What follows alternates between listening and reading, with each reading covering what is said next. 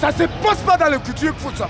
Toutes ces personnes sont des djihadistes, sont des rebelles. Faut les arrêter et les mettre en carence. Puis s'ils veulent capter le culture Foussa dans le palais royal, qui est au cœur de la région, et les filles qui sont là, si tu remarques quand même ton copain, n'appelle pas le nom. On n'appelle pas le nom de celui qu'on ne connaît pas de face. Colère noire des gardiens de la tradition FESEP pour cette première sortie du Niang Niang à l'occasion du festival éponyme ce mercredi 20 novembre. À l'origine de cette fureur, plusieurs jeunes qui ont une fois de plus brillé par des actes de délinquance et d'incivisme à outrance. Le père du Niang Niang est dans tous ses états. Ce sont des rebelles. Les fumeurs de Banga sont des agresseurs.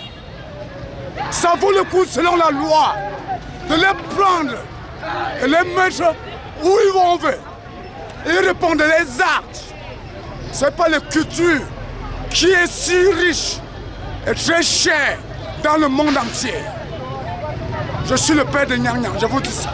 Un mort sur le carreau ce jour.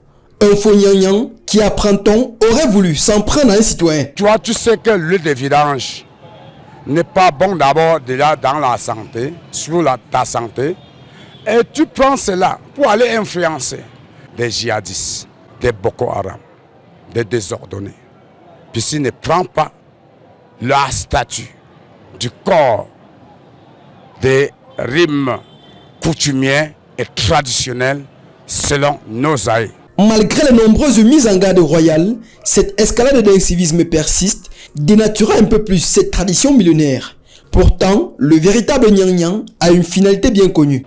Ce Niang Niang, que vous voyez effectivement, le Niang Niang, c'est le début à tout un enfant d'être noble, d'être responsable, de connaître ce qu'il est.